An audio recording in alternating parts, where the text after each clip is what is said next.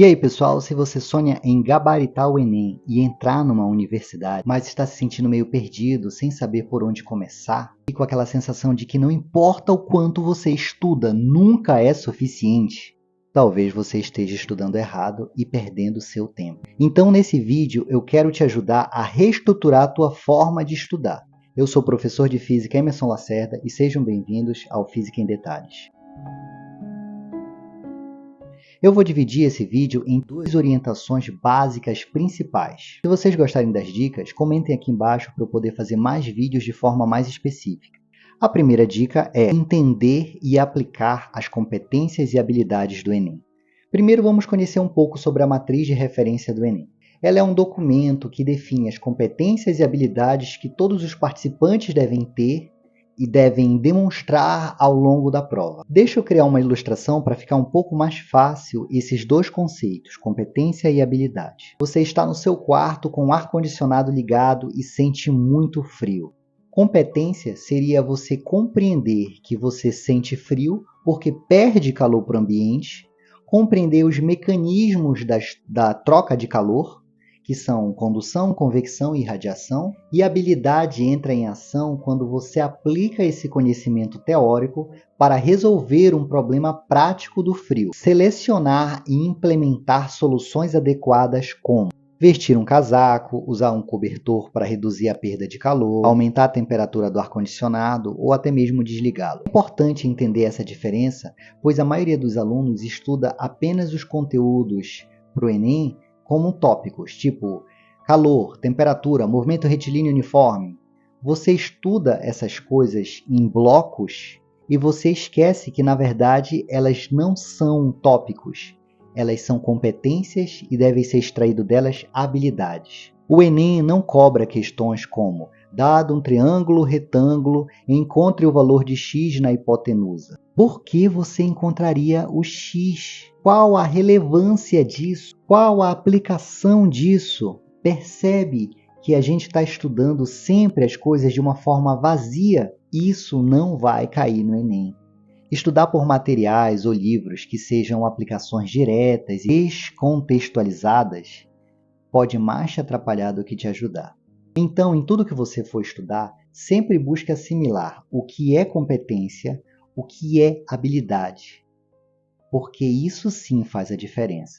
Ao invés de achar o x em uma hipotenusa, pense em uma situação do seu cotidiano ou durante a nossa vida em que achar a hipotenusa seja algo importante ou relevante, ou alguma tecnologia, alguma forma, algum contexto em que isso seja aplicado. Entender que competência é um conhecimento geral e amplo que você precisa ter, e a habilidade é a ação que você faz com esse conhecimento, a sua aplicação para resolver um determinado problema. Todas as questões do Enem são diretamente ou indiretamente desse jeito.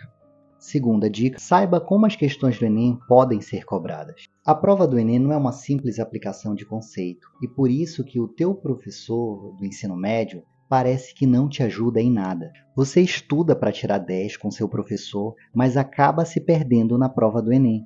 Isso acontece porque os objetivos são diferentes. Por exemplo, quando o teu professor de física está dando aula sobre escalas termométricas, ele quer que você aprenda o que é uma escala termométrica e ele quer que você tenha habilidade de transformar uma escala em outra. Apenas isso. E aí ele vai fazer exercícios mais ou menos assim, olha. Quantas vezes você acha que o Enem cobrou na prova converta 34 graus Celsius para a escala Fahrenheit? Nunca! Nunca! No ensino médio funciona assim. O teu professor te ensina uma coisa, você aprende aquela coisa para a prova, você faz a prova e depois você esquece aquilo que você aprendeu. Simples assim. Se você se identificou ou já estudou só para tirar 10 numa prova e depois esqueceu todo o conteúdo, curte aqui embaixo. Mas o Enem ele não vai te cobrar dessa forma. O Enem ele vai te mostrar uma tecnologia, uma máquina, alguma coisa. E você vai tentar identificar qual é a física que faz aquela tecnologia funcionar. Olha esse exemplo que está bem aqui.